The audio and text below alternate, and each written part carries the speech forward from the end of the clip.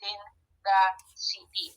So the residential spaces, we have the residential office space, the commercial spaces, and the leisure spaces. So the fully integrated in a premium mixed-use development. So this is the development. So the Gold Residences phase 1, of course the showroom.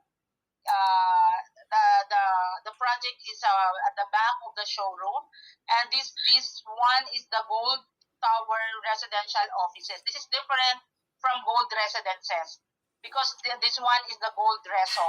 So you can convert your place into an office in the morning, and you can stay, or you can live at night. You can sleep at night in your place. But the residence is different from this the other one.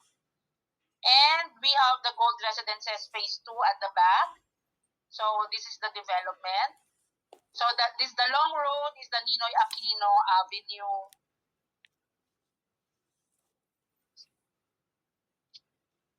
So this is the development of the Gold Tower. So of course the project details. The phase 1, the 3 towers, and the floors is up to 15 floor. Average unit per floor is 55 units. So the number of residential units is 2,468.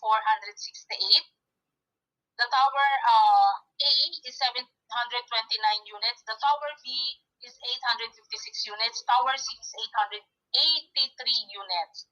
So number per unit type, we have the 1 bedroom.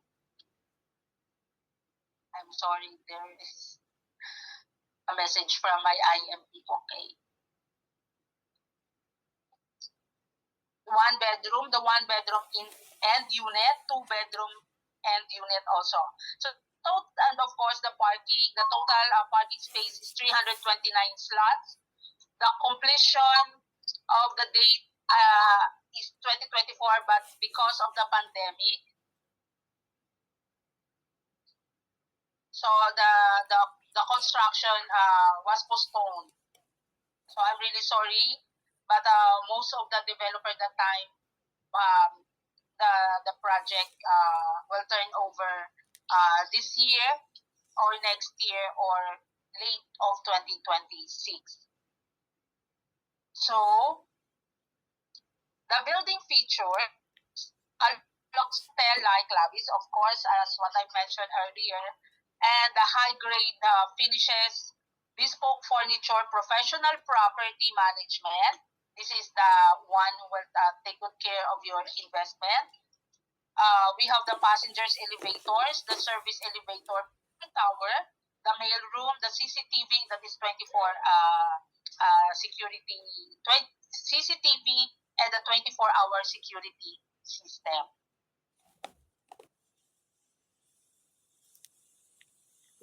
So this is the Gold Residences amenities. So we have the Gold Residences amenities. So we have the adult pool, the kids wading pool, kids place, fitness center, central parks, enclave gardens, jogging path, yoga studio, social halls, and social lounge. So these are the amenities. So this is the entrance, the lobby. So that's what I mentioned. As what I've mentioned, the lobby is very clean. They will maintain the cleanliness, very quiet, and of course they maintain everything. So this is the reception or lobby. So as you can see,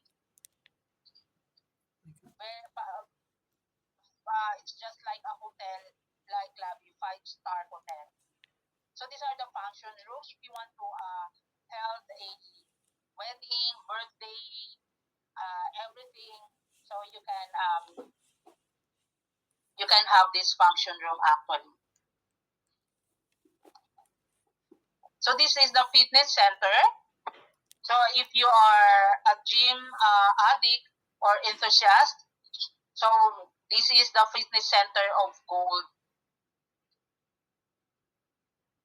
So we have also the pool area. It's very, very beautiful actually.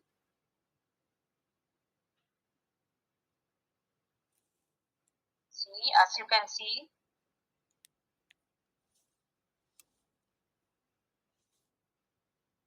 So this is the lounge area. If you are bored or stressed from your work, you can go down and you can use this lounge area and having your coffee or tea. So the Gold Residences Phase 1 floor plans.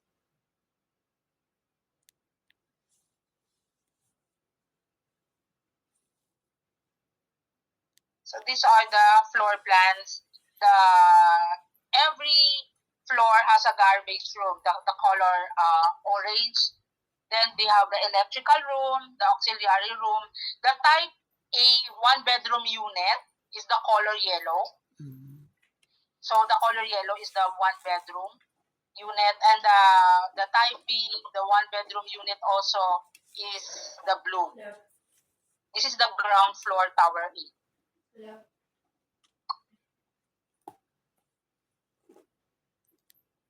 Okay, and wait.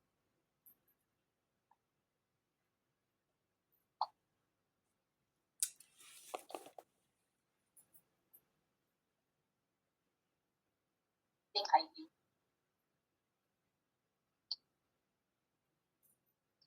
So this is the second floor. The third floor tower A. So there are different units, one bedroom and unit, the color violet. So this one is a big Betul lain apa mah? Mama meeting na. Ayun na. Jangan bising ba teriak aja. Apa ya kan? it's a big unit and unit that is 29.73. The other one is 35.87. And the two bedroom is 54. The two bedroom is this one. The two bedroom.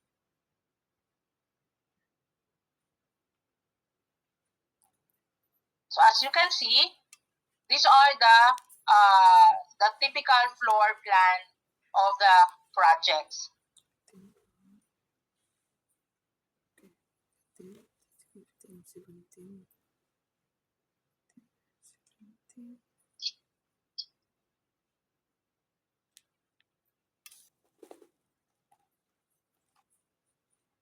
So these are the unit layouts.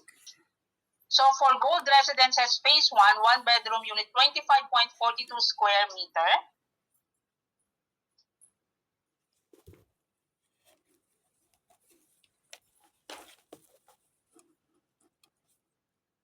So the total is 25.42.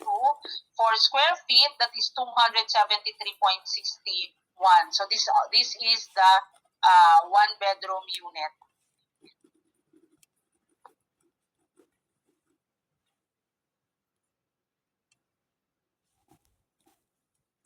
For the Gold Residences, one bedroom in the end unit, that is 35.87.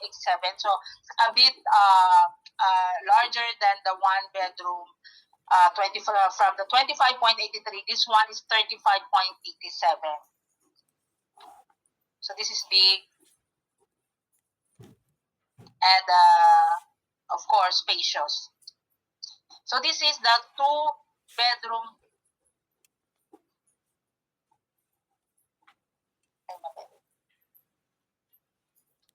And the one bedroom, the two bedroom end unit, I'm sorry, this is 54.53.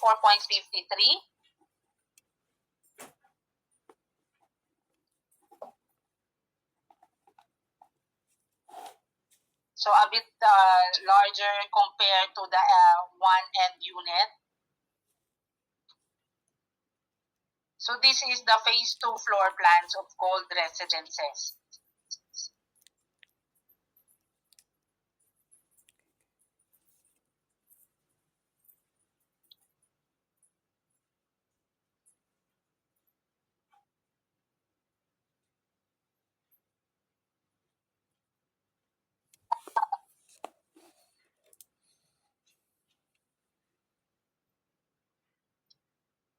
So for phase 2,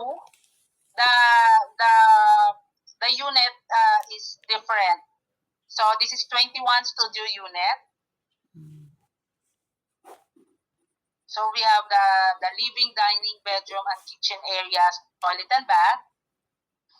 So as you can see, this is the studio. So this is the 1-bedroom unit, 27. A little bit bigger than the previous, the phase 1. So this is 27.90 square meters.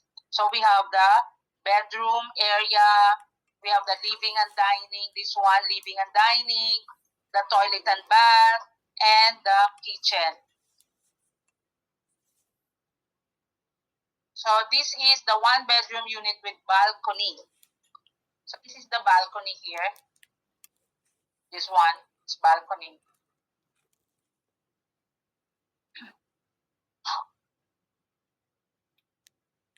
So this is the 2-bedroom end unit with balcony also. So for the phase 1, there is no unit with, with balcony. But in phase 2, there is a unit with balcony already. So that's the difference. So this is the parking launching. So this is the facade of the Gold City. So this is the unit specifications. The floor finishes homogeneous tiles. Wall finishes cement smooth, semi-glossed paint finish. Ceiling finishes is all-form skim coat painted finish ceiling. The unit specifications for kitchen is granite countertop with base and overhead cabinets. Of course, there is already overhead cabinets. The cooktop and range hood. The 7-kilogram front load washing machine. And toilet and bath, the floor to ceiling tiles, the laminated flush door with non-key lever type. So this is the toilet and bath. The tank type water closet with accessories, vanity counter and facial mirror, shower set. So dining and living area, base paint, 3 lower sockets, open space across 3 lower sockets. For the bedroom, 1 BR unit, wood laminated sliding door, 2 BR unit laminated flush door, wood laminated sliding door, and the balcony aluminum railing with powder coating. So the access to balcony is in the primary room. So this is the Green Mist Property Management Corporation. So they secure convenient hotel-like services, property doorman, reception services, just like a hotel lobbies and the hotel-like the SMDC projects. So we have the 24-hour security, the comprehensive CCTV coverage in lounges and the hallways, on-site concierge, on-demand professional cleaning and house repair.